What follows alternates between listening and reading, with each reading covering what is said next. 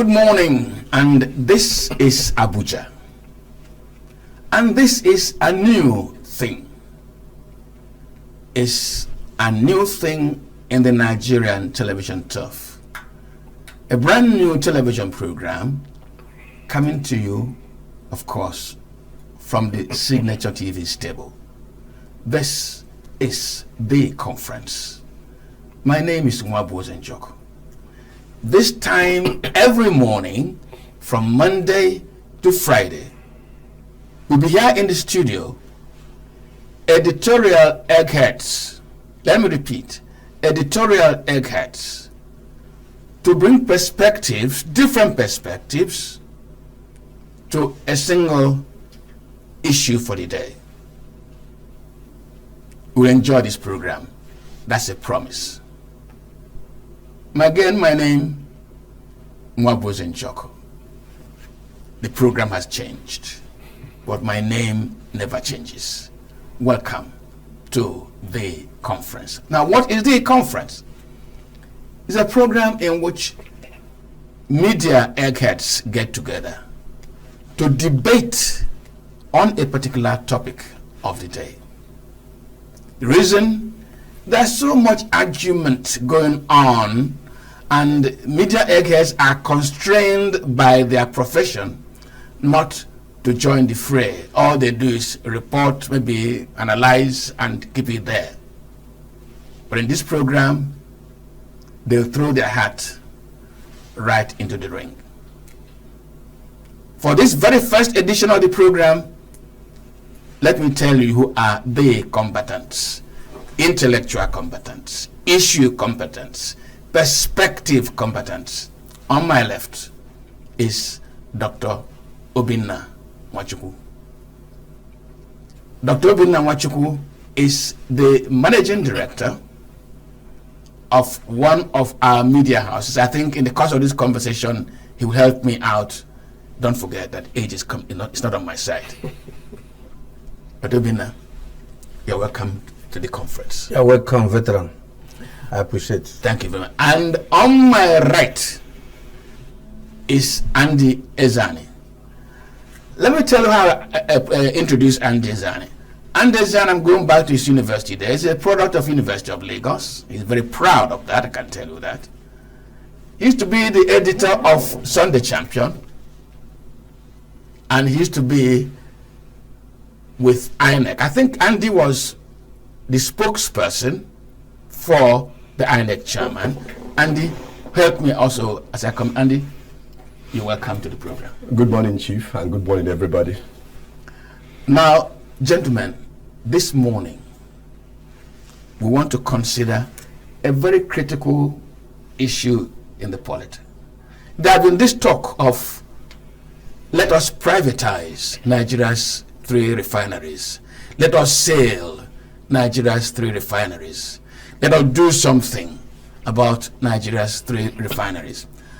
And the critical argument now is, let us sell the 3 Nigerian refineries. The 3 refineries combined have a refining capacity of 445,000 barrels per day, and in the past, how many years, none of them has produced above 20%. These refineries have kept all their staff running, paying salaries, people going on retirement, people going on leave for just doing nothing. These refineries have enjoyed turnaround maintenance in excess of the national budget, and just some kind of hyperbole, but very huge amount of money. We get the details in the course of this conversation, and have not been delivering on their mandate. And now the current conversation is, let us sell the refineries.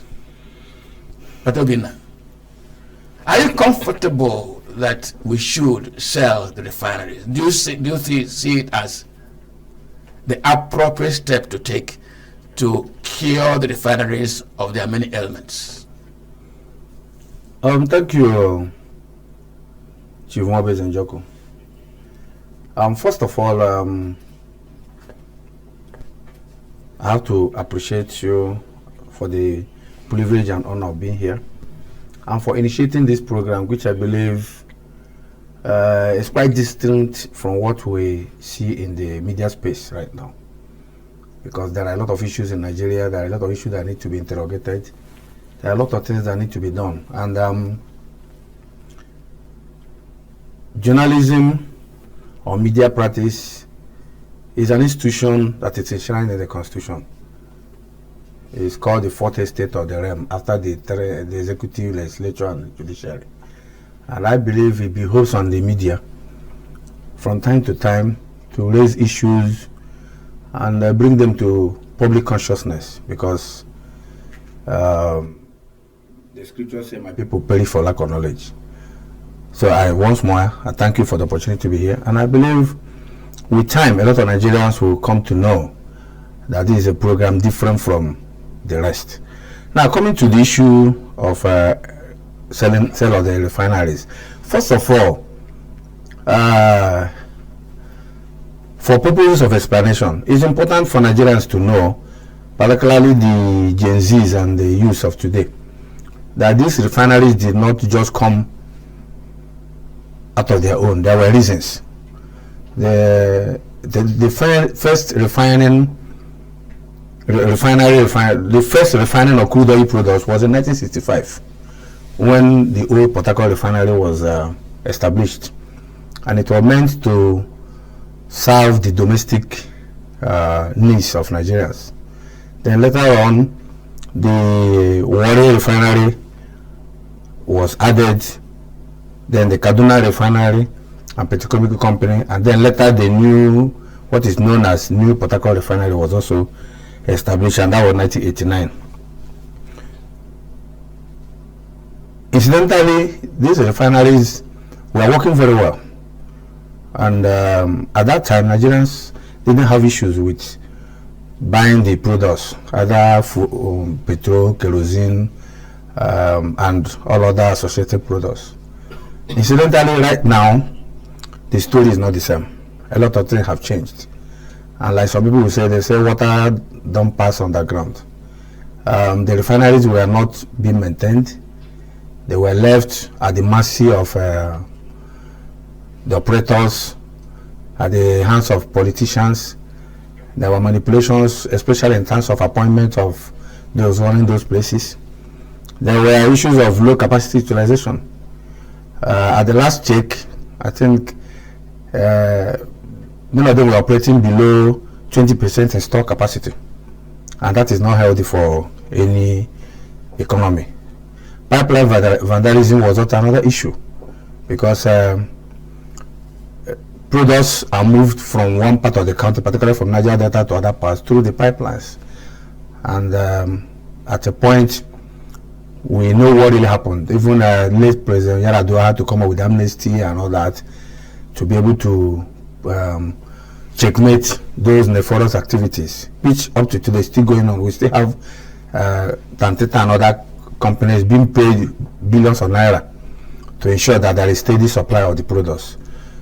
Then there was also government intervention, both in terms of policy and pricing, even in terms of even appointing those that run the place. Incidentally, since those refineries went comatose and went moribund, the government has continued to sustain them at a great cost to the economy.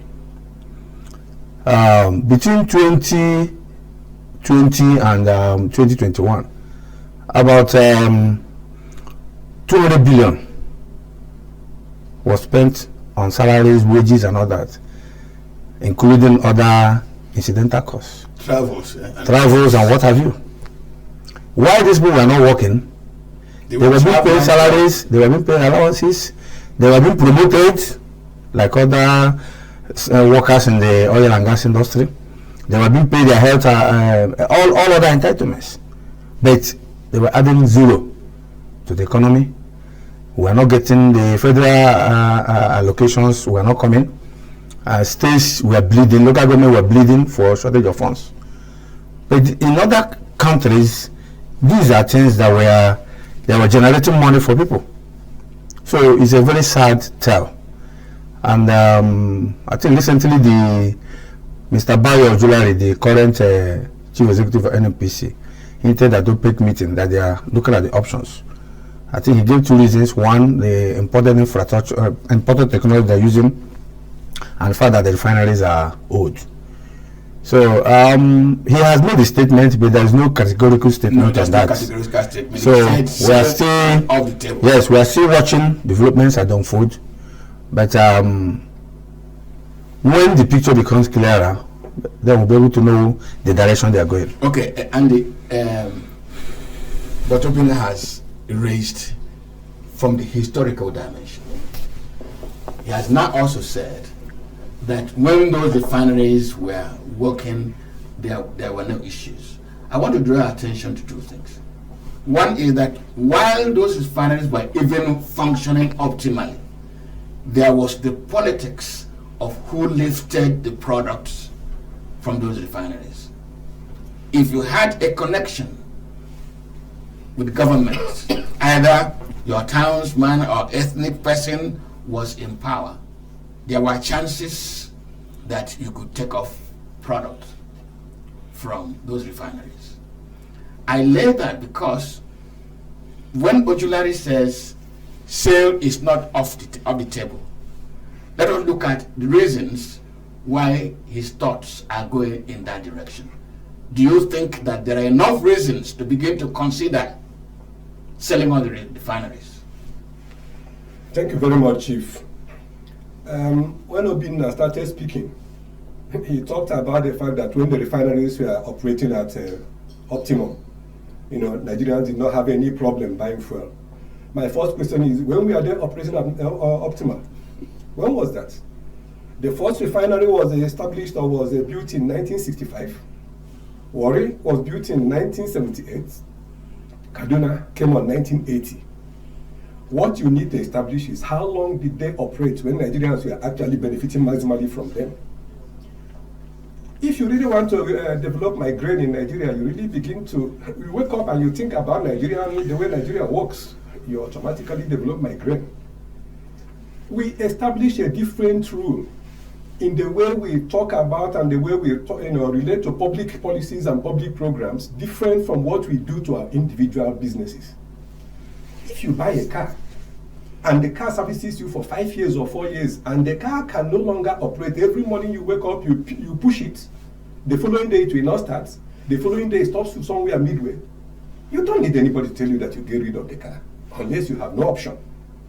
And so for me, the managing director of NNPC, you might say that yes, he laid something on the table, but then he was not very categorical about that.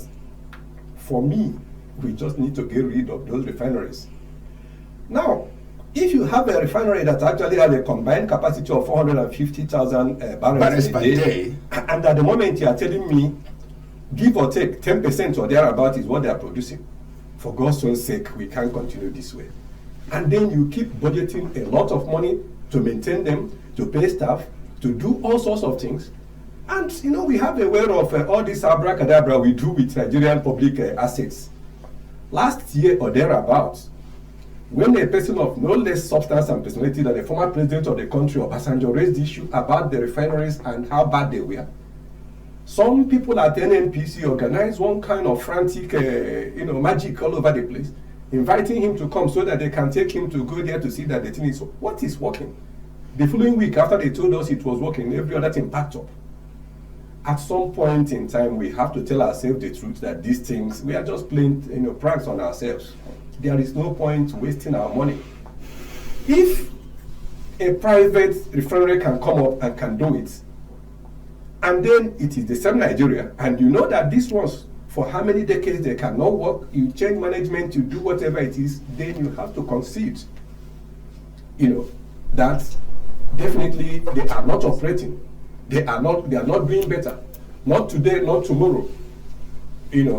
So you just have to come to terms with the reality that these refineries are not working, they are not likely going to work, and you don't continue pumping money into them when they are not going to give you any benefits, any results. There is no point in keeping them as far as I'm concerned. Now, the major issue for me, maybe we still get down to that somewhere along the line, the modalities of actually disposing of them. How do you dispose of them? How do you make it in such a way that you are going to have some integrity, you are going to have some belief of the public in how you are actually disposing of those assets? But definitely you don't need to keep them. What we are going to discuss is, can we trust in governments? Can we trust in the process actually that we are going to dispose this in a very objective way, in a way that will be transparent, so that we do not simply hand them over to some cronies along the line? But do we need to get rid of them? We certainly need to. If we don't do that, we'll continue to put money year in, year out into those refineries.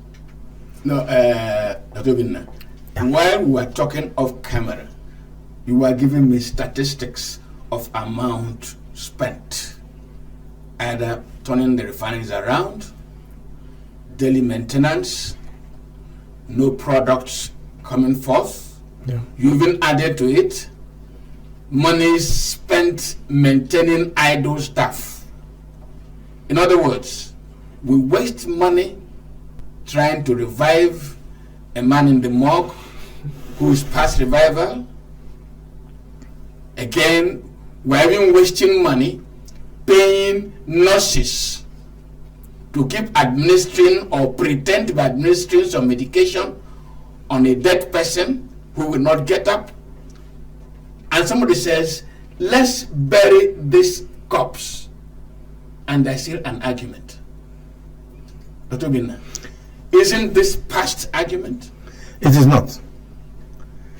Chief Njoko, I am a business turnaround professional. And I've done that in a couple of places. Now, this is a federal government issue. First of all, have we dissect critically what is the problem? And let me do the dissection now. No, I don't. Allow me. You asked me a question. You asked me a question. No, I said, I didn't say you should. Just dissect it. You may not be a professional in that area. You're a journalist. You may not have the needs. What I'm saying is this. The issues are obvious. Fine. You see, when you have a facility, and you feel that this facility, for example, maybe you have a house, and that house or that building is in a decrepit situation, and you say you want to sell it. First of all, who will buy? There must be value addition. So what I would suggest is I have three options for government. One is concessioning. Federal government should concession the refineries. There are local and international investors that willingly come in. That has happened in Gariki Hospital, Abuja. If you know the Gariki District Hospital, it was concessioned. And go there today, I can tell you it's one of the best run hospitals with modern state-of-the-art facilities. FCT. Both in FCT and other places. There is the Murtala Mohammed International Airport, Lagos. Despite opposition by Labour, go there today, you see what is going on. So we can replicate that in the refineries. You can concession it.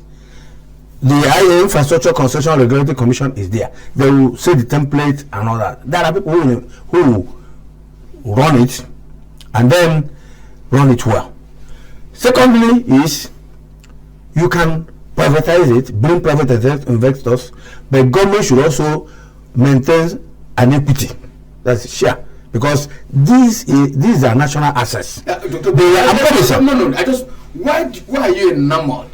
Why do you insist that the public sector should have a hold on the refinery? When, before your own eyes here, a private Nigerian has established a world-class, efficient running refinery and is operating it, at least as much as we know, very well, and government has consistently failed. Yet you want government to have a hold. Chief Njoko, I'm sure you're familiar with BP, British Petroleum. Yes, I am. It's being run very well. There are other countries that have assets that are being run well. It could be the problem of leadership. Like when I was in my intro, I said government intervention have been part of the problem. Even I have mentioned the issue of maybe pricing and all that. Issue of who runs it. You are there, you want your brother or somebody to be there. Sometimes people from Niger Delta will say it must be somebody of our own. That has been an issue. We can privatize it, that is the second option, but maintain some equity. One, Government has a responsibility for the welfare of the citizens. There are workers there. There are Nigerians there. You can't just sack thousands and one of them. Even if you give it to private sector, is it going to the moon to bring people who work there? You will still have to use those who are there. So you can maintain an equity 40% or 50-50. No, that's why. That is That's one. why. The other last option. The last option is, since the current chief executive of NMPC made mention of problem of technology. Maybe the new technology they're bringing is not aligning well with the old technology. You can start with one. Maybe either Warri, Kaduna. Are you getting me? You can pull one down and build a brand new refinery. Owned by government. Owned by government. We have the money. We are spending money. Okay, today they say they're borrowing how much? How much the Senate approved yesterday? We have money in this country. Somebody moves with 30, 50 convoy of cars. How much does it cost to fuel them? Some of these wasteful expenses can be channeled there because oil, crude oil, petroleum is at the soul of business in Nigeria. Check when ordinary fuel subsidy was moved, how it has impacted negatively, how it has pauperized Nigeria. Today, by MBS, 38% poverty in Nigeria is about 38%. So we don't need to make it worse. You can create jobs, you can do other things. We have some wasteful part of governance that can be channeled, get one refinery working, use it as a template, and then get other ones moving. That's my suggestion. Andy, I'm excited by Dr. Bima's suggestion of partial privatization, equity held by government, and even concessioning. Even concessioning, but he's insisting that government should have a hold because he calls them national assets. In your own estimation, are these national assets or national monuments? You have to start by definition. What is an asset? If you have a building that has actually collapsed and it is even difficult for you to demolish it, you are going to even pay some money to demolish it. Is it an asset? Dr. Binder said he's an expert in turnaround. I'm glad, but there is a major difference between doing that and also being a miracle worker that raises the dead. I mean, he hasn't said that he's going to raise the dead. That is obvious. So we are dealing with a very, very, very difficult situation. Let me tell you, the very reason he mentioned when he was speaking that today you have people using 30 cars, 40 cars, that we have money in the country. The very reason we should. That very reason that you are talking about is the very reason why we should not have government having any arm in this, because you are going to see those static vehicles replicating themselves in the chief executive. We have to. We can't divorce what we are talking about from our environment. I also want to come back to him, the reference he made. You have the BBC, he says the public company working. Yeah, no, so British Petroleum. Yeah, British Petroleum. So do we have NTA here? So do we have a Federal Radio Corporation and those things? Some of them were actually modeled after the BBC. Where are we today?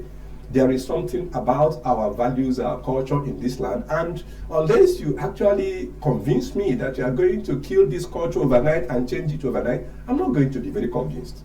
The best you can do, if you ask me, is that yes, if you talk about government having some equity, maybe you have about 30%, but it has to be a minimal. You have to get private people to run these things. Look, it's not all about individual at the DNA.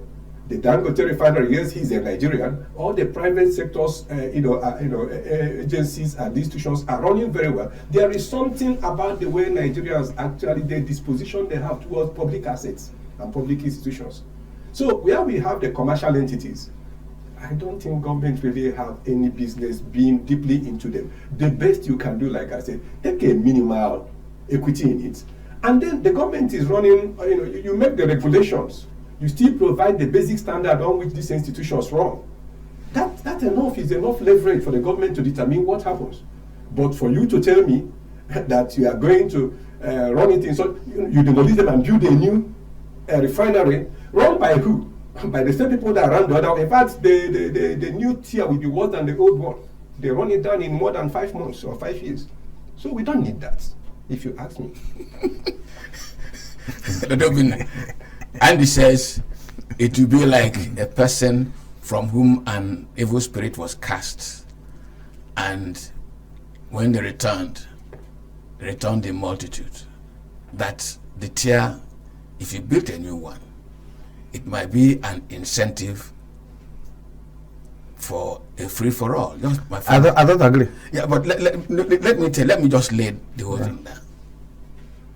I began by saying to all that even when those refineries were working optimally, it was political influence that gave you certificate to go and lift crude, lift refined. I mentioned it here. Good. I mentioned it as a pricing. When are we going? Will you, Dr. Obinna, change the Nigerian government, change the political attitude, change the patronage that was the very first reason why there was a coup in this country?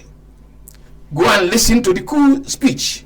10%ers and those who took public money to enrich friends, the very first coup in this country. From then till now, we in the media have never stopped talking about political patronage. Dr. Bina, can you kindly, I said I was going to dissect, you said I shouldn't dissect. Kindly tell me how you will change government attitude, political patronage, all of which have impacted very negatively on the life and performance of Nigeria 3 refineries to warrant our buying into your model. Yeah, let me come in first.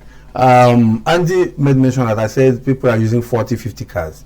I'm referring to government officials. That the fleet of vehicles they are using, you can reduce this and channel that money to more meaningful thing.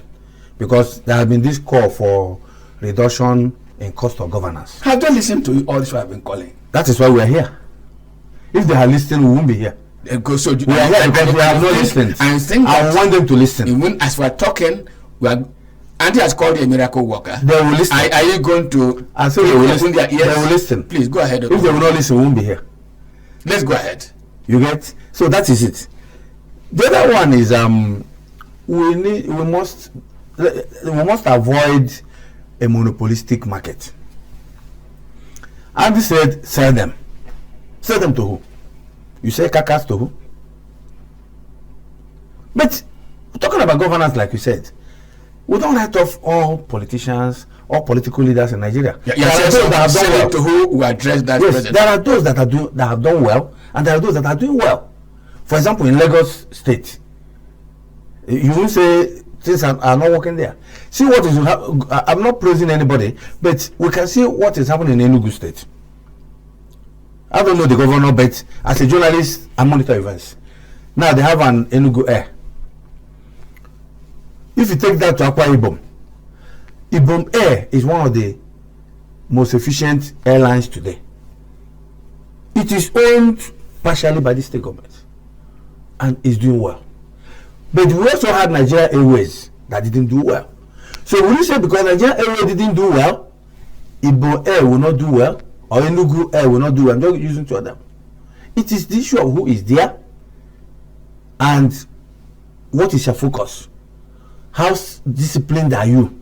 How prudent and transparent are you? Do you want to just rule and go, or do you want to leave a lasting legacy?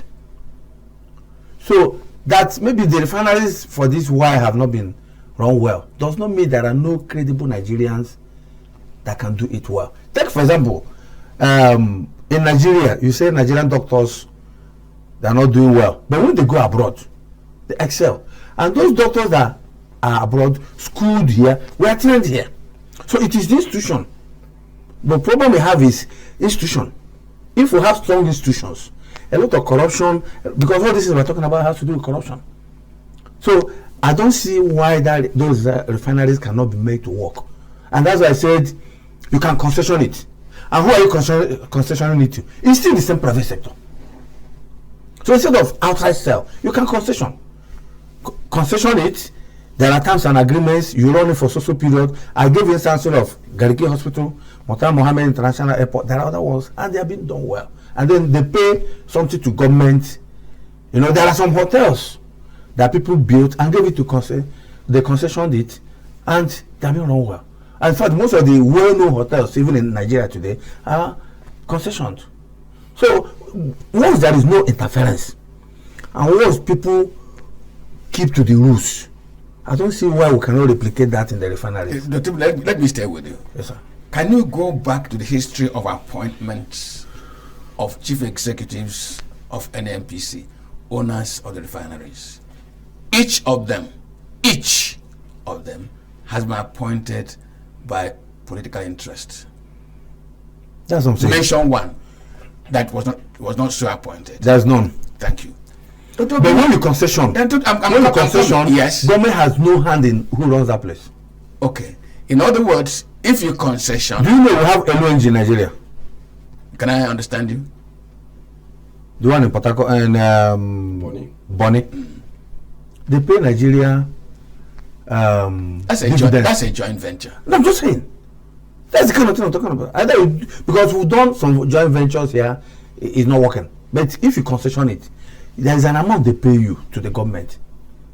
But then they are running it. The government cannot decide who is the chief finance officer, who is the managing director, whatever, because there is an agreement. And such issues arise, it is settled at the international arbitration. Yeah, come closer to me. It's settled at the international arbitration panel, because oil is an international thing. Are you getting me? Now, I don't know if you are aware. Yesterday, West African countries are coming together to set up a refining hub. The news is all over.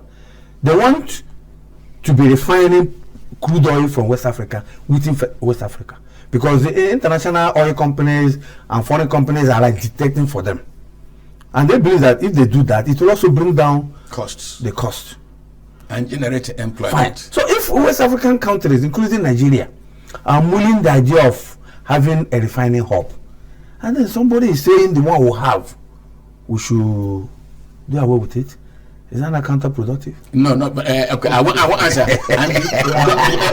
Does having a refining hub immediately translate the government owning refinery? These are very interesting arguments to make. Why are we suddenly having a refining hub in the West Africa? Why is it coming up? Because Dangote refinery came up and is actually the heart of that hub we are talking about. If you left it to NNPC, you aren't going to have any hub anywhere. That's the truth of the matter. That is still a case for private sector involvement. Now, let me tell you, the major issue that is in all this is that the government is not doing what government ought to do. That is just the bottom line. If government is doing what it's supposed to do, government is in a position to actually have the necessary laws that will actually take care of the fears that you have expressed and many people have expressed. That's monopoly. What is the monopoly? Let us not go and take our assets in the refiner that are not working and sell it to the same man that already has his own, so that he becomes the major controller. If government has the will and government wants to do the right thing it ought to do, then the government should be in a position to actually have the normal regulation that will make sure that you are selling to the man that is not the person that already has his own entity that is already a major one in the sector. But will government take that position? You don't want to just be sneaking around and running around instead of having the will to do what needs to be done. I will continue to insist. All the factors you have mentioned about how you are going to, have a new set of Nigerians that will come from the moon and whatever, it can't just work. And let me tell you, the examples you gave actually about the state establishments of the Enugu Air, Ibom Air, and the rest of them, you can't use that. Let me tell you why you can't use that. There is a major difference in Nigeria about entities and about institutions that are run by the state governments. When matters become a matter of federal government in Nigeria, it becomes like a goat that is owned by nobody. And that's what actually happened over the years. Just tell me the federal government institution that have been working like you are having Ibom Air, that having Enugu Air now that have just come up. When it is federal government, we begin to now know who do you appoint that is coming from representing this side, where is it from this and what is all that. You go away completely from capacity. When you have Dangote comes from somewhere. I'm not sure that in employing people to run his industry, that his refinery, the man doesn't know who comes from his local government. That is not how it runs. But there is nothing that you will tell me that if you give government 50% or even 55% more equity, that they're not going to come back again to start looking for who they're appointing that comes from where, and one Oba or one Emir or one Eze or something, and all that kind of things happening. We can't avoid it, and we have to be very realistic. We have to really face the reality of our environment until such a day that we wake up and we found out that we have become new beings and we have changed. Merit is still way behind in Nigeria. And the best thing you do in trying to solve these problems is minimize how you are going to let government to run some of these activities that actually impact on the daily life of people and the economy. Let government do the ones that are on the peripheral, the ones that are probably public service in a way that you don't need to prioritize them. But refinery, the history is there, the record is there. You are going to find it difficult to convince me that however you paint this, and that tomorrow you are going to build a new one and you recruit people and you tell me, are they not working in Dangote? They are working in Dangote because it's Dangote, it's private. They are working in probably one or two other smaller refineries because they are who they are. Not government, certainly. Not when the president will always be minister of a petroleum affairs. Not when the vice president will probably be the whatever of the other one. No, you can't. No, you can't. Let's be realistic. Well, Dr. Bina, you come in just before we appoint Andy as the president and make him the petroleum minister. This is the conference. We take a short break and we return. Please stay with us. Every second, every minute, every day, news is breaking. Events occur and there are new developments. At Signature TV, we follow these stories objectively, bringing all sides without bias, explaining the complex issues, breaking down the numbers, and investigating the issues behind the news. Anywhere and everywhere, near or far, wherever the news is, we will be there. Signature TV. News in your pocket.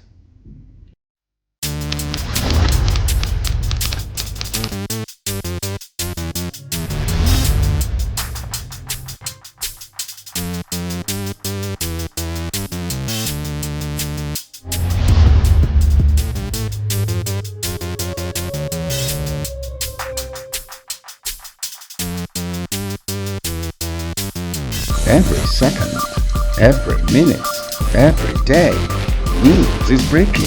Events occur and there are new developments. At Signature TV, we follow these stories objectively, bringing all sides without bias, explaining the complex issues, breaking down the numbers, and investigating the issues behind the news. Anywhere and everywhere, near or far, wherever the news is, we will be there. Signature TV. News in your pocket.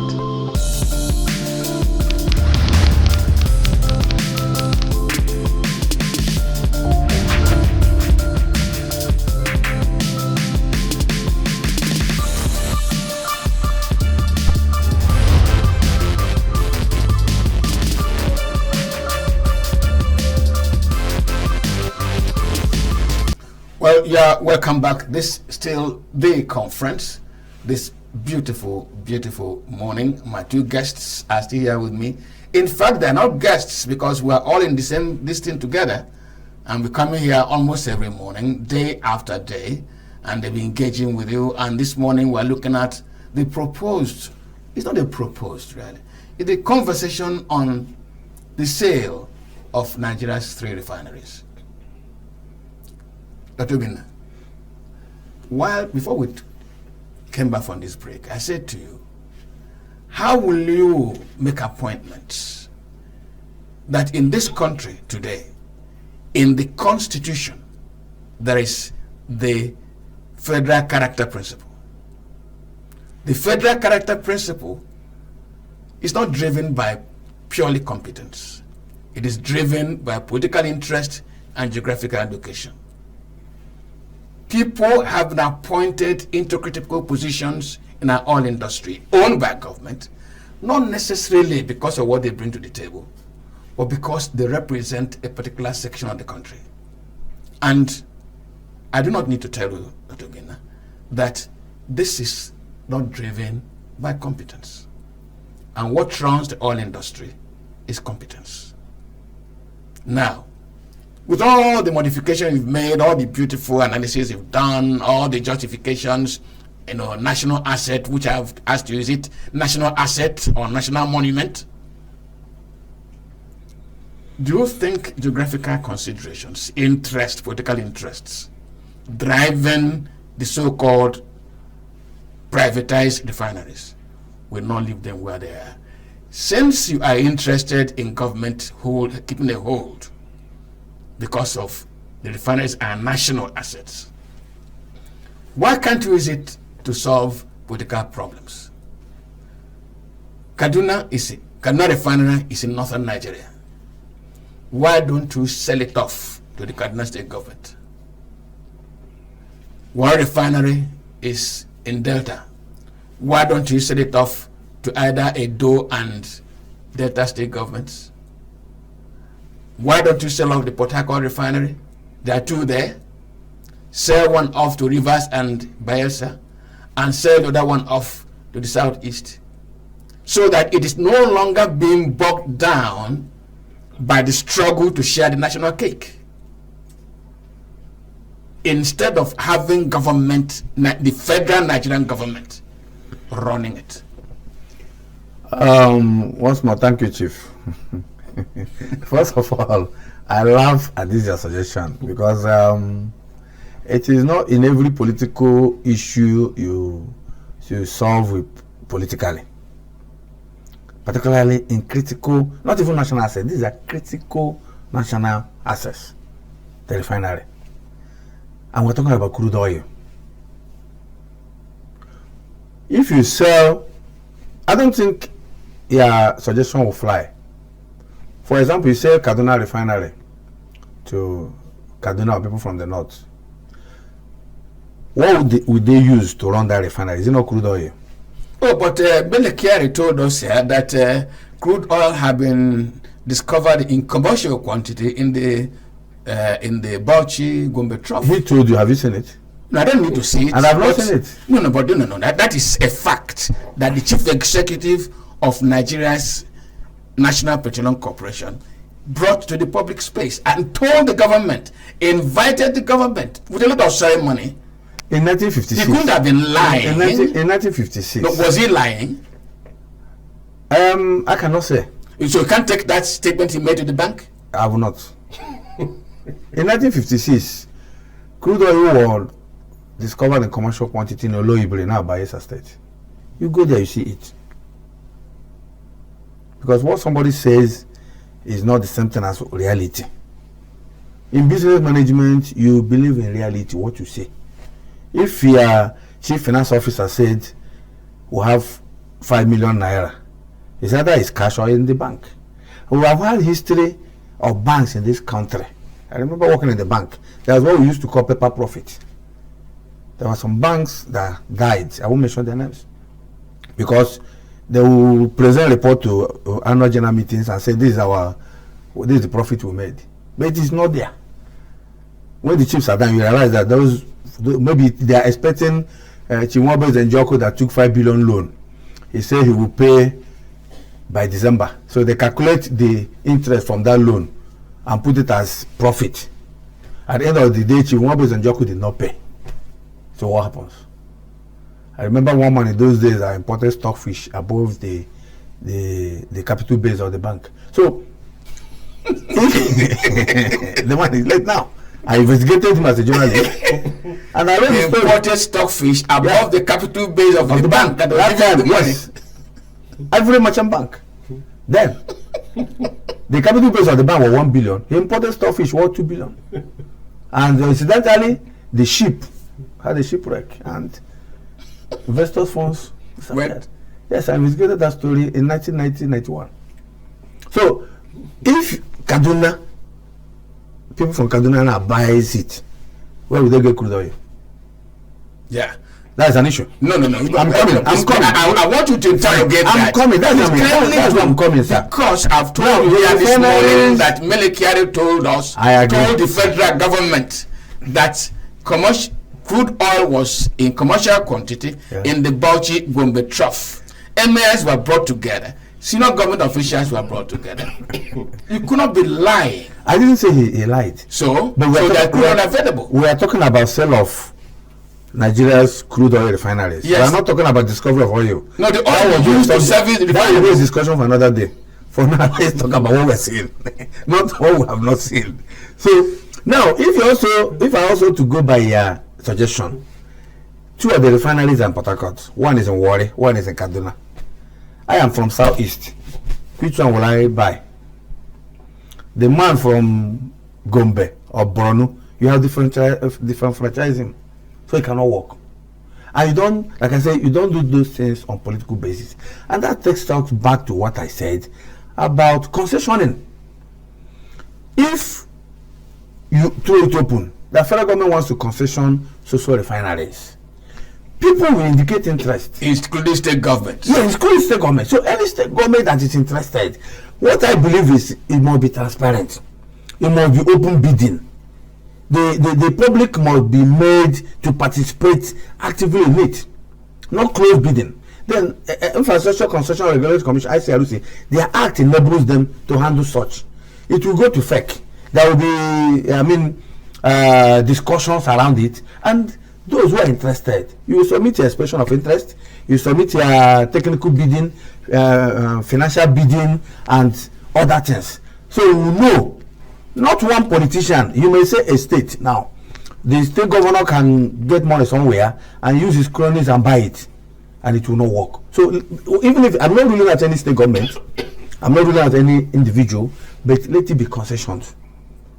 And I have given you some instances of assets that were concessioned and they have been run well, even outside this country. That, in fact, that is what is in vogue now, because somehow I also feel uncomfortable with my brother Andy's suggestion to privatize. Go to BPP, Bureau of Public Enterprises. It was started by Rfi and all that. How many government agencies, national assets have been privatized? Successfully. How many of them are today being run successfully? At least. Including the power sector. They were all privatized. So when you say privatize to who? To the same set of people. Somebody will go behind, get that money and buy it through his crony. But when you concession, they give you a time frame, you run it. And it has an exit window. If you are not doing it well, government can call it back and give it to somebody. But when you privatize, it's gone. The ones that were privatized, where are they today? What are we doing with it? Chief Andy. And before you say privatize more, who is even hearing of BPP today? It's okay. And before you come in, there's something that Obina has done this morning. Dr. Obina has accepted that government should get its fingers off the refineries. It is now the model that is making suggestions on. But let me draw attention to something I'm insisting that Dr. Obina should interrogate, which is running away from, and that is the group managing director of NNPC got the whole world to a very big ceremony announcing the discovery of oil in commercial quantity in the Bauchi Gombe Trough. It was not a hidden ceremony. Here in this country, media men were taken to Port Harcourt Refinery to see that the refinery was now functioning optimally. Trucks were stationed to offtake products from that refinery. And there was publicity bliss on the success of the maintenance and turnaround of those refineries. I've asked Dr. Obina this morning, did the leadership of NNPC lie to Nigerians? He said no, but he couldn't take what they said to the bank. I don't know between whether Dr.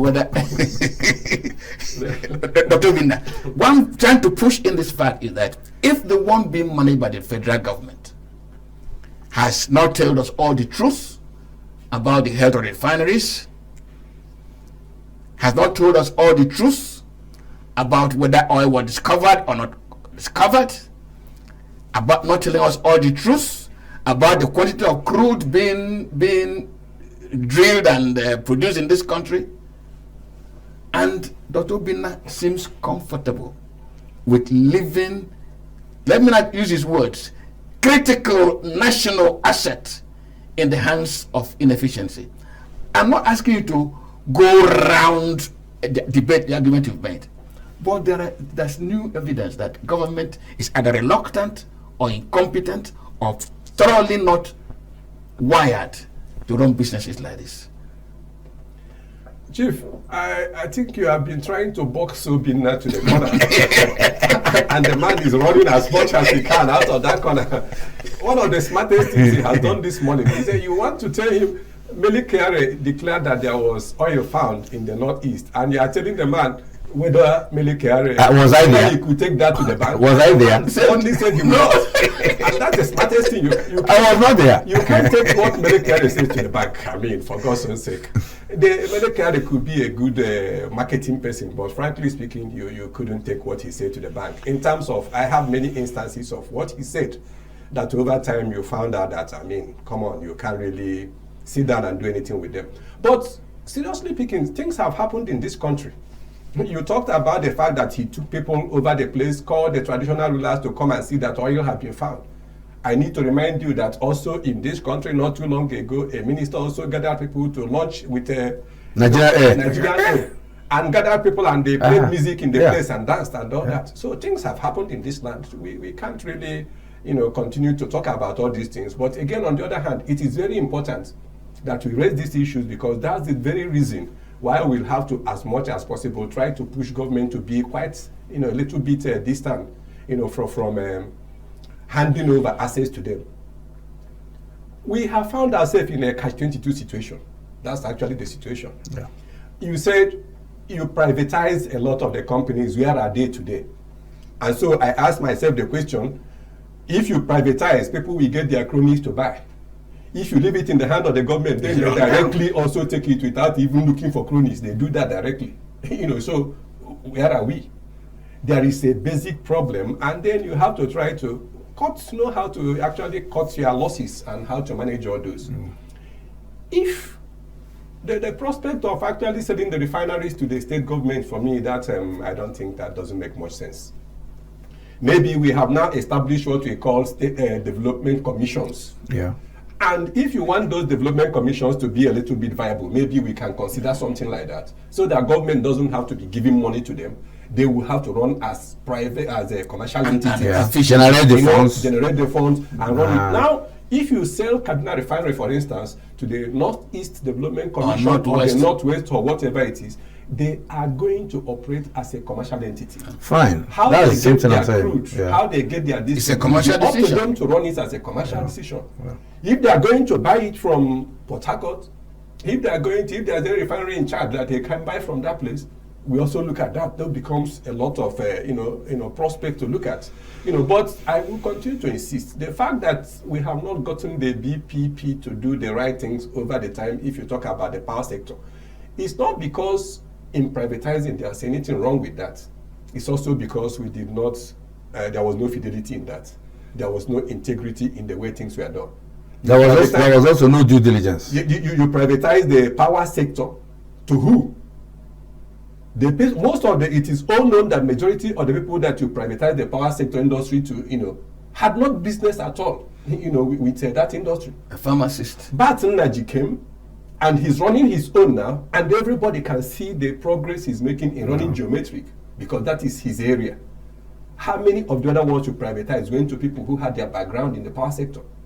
And so this is the type of thing that you are going to look if you want to. Actually, one mistake they made, most of the people that bought those power infrastructure, they used bank loan. Yeah, they used bank loans. And they were expecting immediate return. So that they can pay. And when they couldn't get the return, the bank started calling in their loans. Like, I think it's UBA or some other bank did it. And that's why they're in a quagmire today. Of course. Now, So, I don't want to they were to inject they didn't inject it. Because my producer is telling me, please look at your time. And I'm looking at my time. Dr. Obinna, I'm going to ask you a very unfair question, but you're a media person, so nothing is unfair. I'm not afraid. The President Bola Ahmed Tinubu is right inside barrel of crude oil because he and his family are in the oil business. He is the President of the Federal Republic. Is there any moral burden on him if he attempts to sell those refineries? will there be any insinuation that somebody who has operated in the oil industry, that he could be less than straightforward, rather than instead he could go protect a sector in which he has an interest? I know that President Tinubu is a chartered accountant. I also know he worked in an oil company. But if he has massive interest in oil business, not known to you, I don't have the evidence before me. Those are things we read in the newspapers. And in open places like this, one has to be careful what to say. Thank you very much. As a journalist, we are supposed to. It's what he read in open newspapers, but he's a newspaper man. Is he doubting the credibility of his own write-up, Andy? Well, he didn't report on that, so it is not actually his write-up. Let us say yes, maybe you do not have the evidence or we do not have the evidence, but it comes back to me, it comes back to what I talked about, having integrity and trying to run government in a very transparent way. Even if President Tinubu or his family has interest in the oil industry, if you are doing something like this, what you need to do is to set up a machinery for doing this in such a way that as best as possible, you will try your best, even if people will still come around and probably have some doubts about what you are doing. But you set up a machinery, discharge it in such a way that people will know that there is a transparent policy that has gone on. I don't know. I'm not speaking for anybody or defending anybody. But we may not have gotten the BPP right in what they did. But I'm not sure that there has been any report anywhere that Jonathan's government or the Jonathan had any interest in any of the people that bought. No. There is none. Okay. So it can be done. Andy, my final word.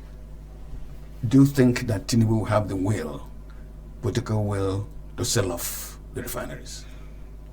I'm not asking whether you support him. Yeah. Because you like I said, support him. I didn't support the sale. Good. So you will support him. I don't expect him to have political will. I still stand that those refineries should be concessions. Alternatively, they should be pulled down and new ones built in line with current technology. Thank you. That is running all over the world. And did you think that Tinubu can sell off the refineries? He can. Because he takes tough decisions. Yes, he takes tough decisions, but it is neither here nor there. At this point in time, it's not whether he can take decisions, but I don't really see him taking that decision now because he's actually in politics mode at this point in time, and I doubt how far that his will can go in view of what I see. Thank you very much. This is the political time.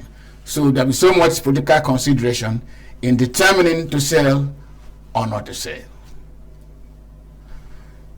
This is the very first edition of the conference. They say the taste of the pudding is in the eating.